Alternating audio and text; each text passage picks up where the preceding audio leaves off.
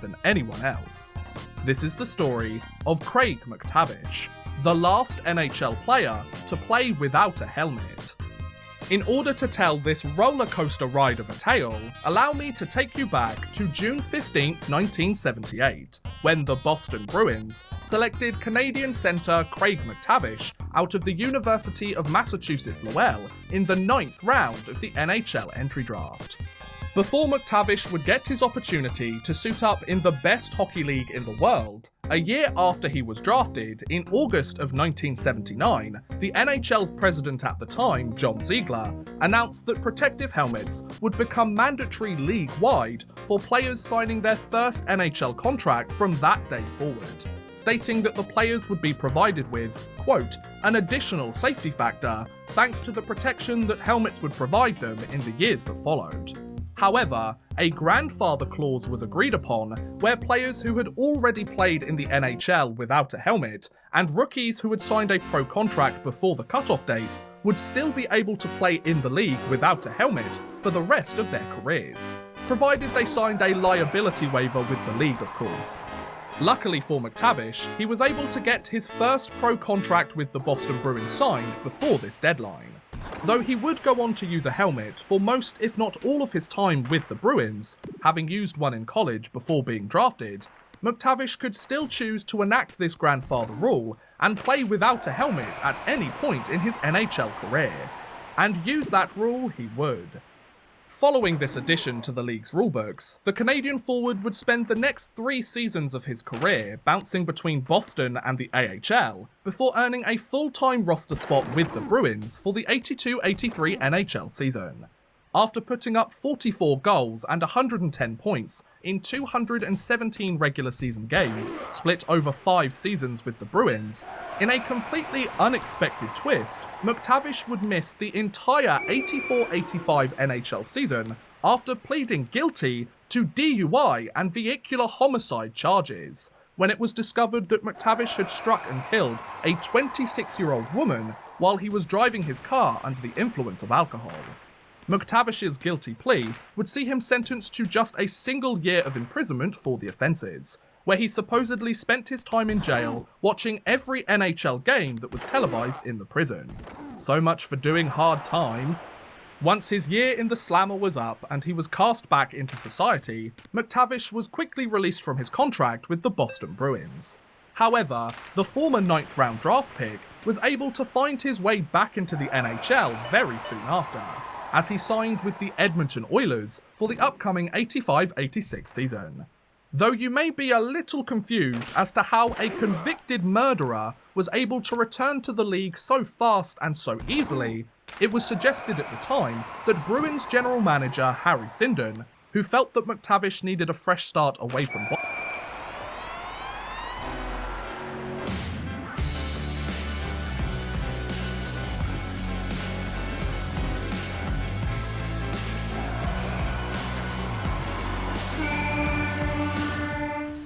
general manager and close friend of Sinden, Glenn Sather, in which Sinden would terminate MacTavish's contract with the Bruins, and Sather would then sign MacTavish in order to give him a fresh start in Edmonton.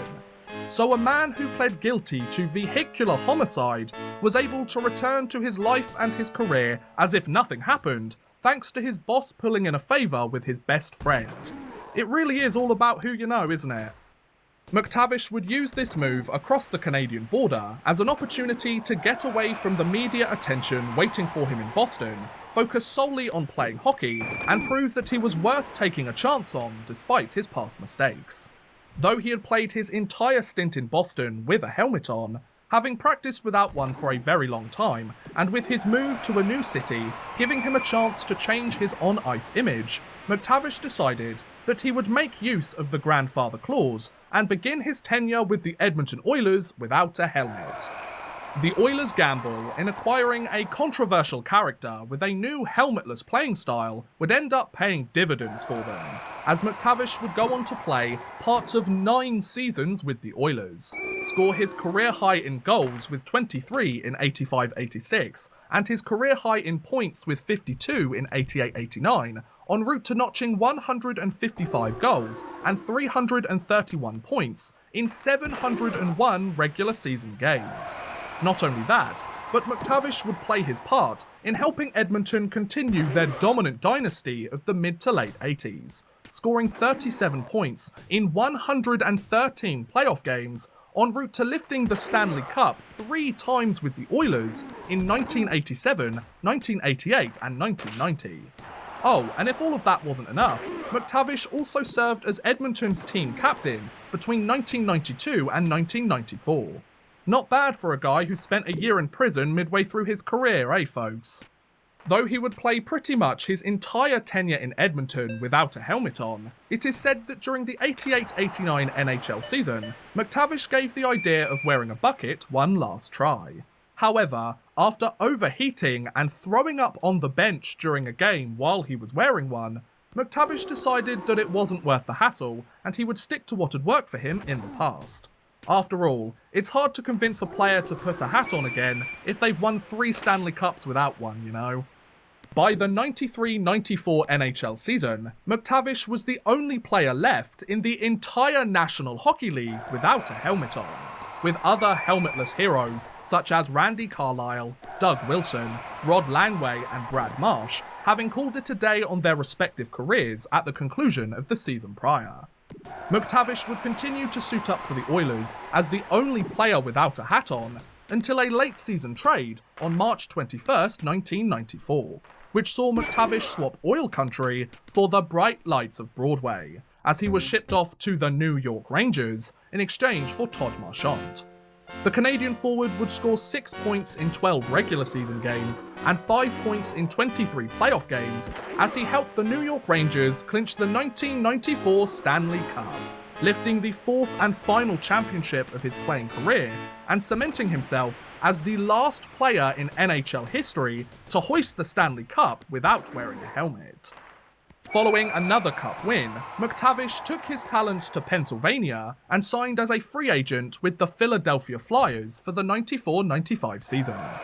Though he would continue to play without a helmet on, the centerman would struggle to put up similar numbers with the Flyers compared to years past, scoring 25 points in 100 games split over 2 seasons, before being traded midway through the 95-96 season to the St. Louis Blues.